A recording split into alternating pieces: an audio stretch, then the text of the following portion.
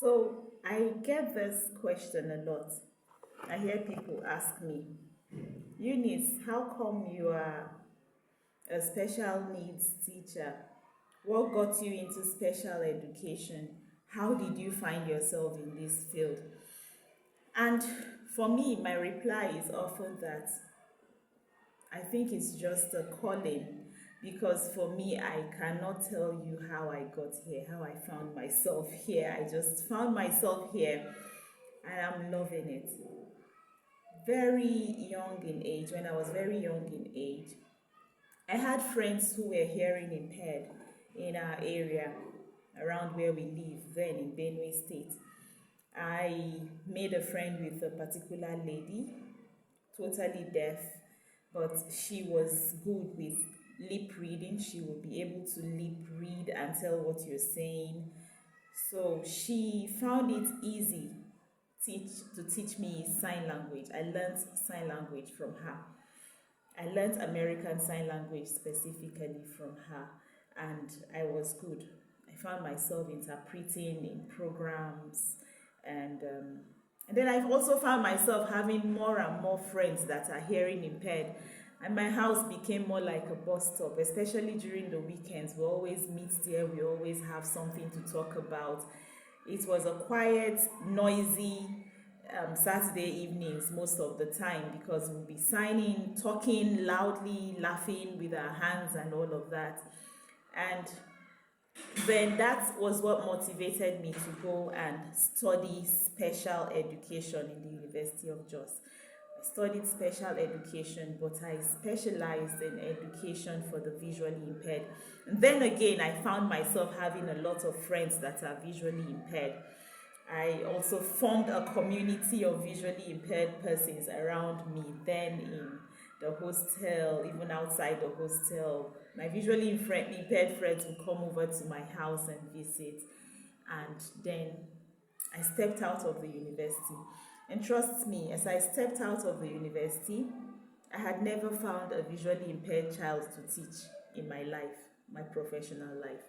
I stepped out of the university and then I found that we have more children with autism, more children with intellectual disability, more children with Down syndrome than children with visual impairments. So I specialized on teaching children with autism and other related disorder. So I found myself doing this and then found myself loving it even more, because you see, when it comes to intellectual disabilities such as autism, dyslexia, Down syndrome, and other related disorder, you discover that every child is unique. And this gives you an opportunity to understand the human person better. It gives you an opportunity to understand diversity. And that is something I love doing. The fact that you've worked with a particular child with autism, maybe non-verbal, maybe 3-year-old, doesn't mean that you meet another 3-year-old non-verbal autistic child and they are exactly the same. They are all different. If you meet one autistic child, you've only met one autistic child. I've met hundreds of autistic children in the course of my profession, and trust me, I have seen the diversity that exists in autism. I totally understand when it is called autism spectrum disorder. And it's a field that I now find so much joy, so much comfort in, because imagine working with a child who was non-verbal and then this child starts talking, and then it gets to a point where the parents will even say, he's talking too much, please keep quiet.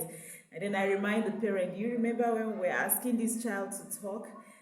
So that's joy that comes from fulfillment, from seeing a child evolving from one phase to the other. That joy, that thing gives me inner peace. Being a special needs educator, it gives me the inner peace that I have always, the purpose I've always looked for in life. So I am very comfortable with what I do. I love my field of study. I love what I do with children, engaging them one-on-one, and trust me, it is something I'll do over and over again. So if you ask me how come I find myself in the field of special needs, just know that it's just my calling. There is nothing special about me. It's just my calling, and I love and I enjoy what I do.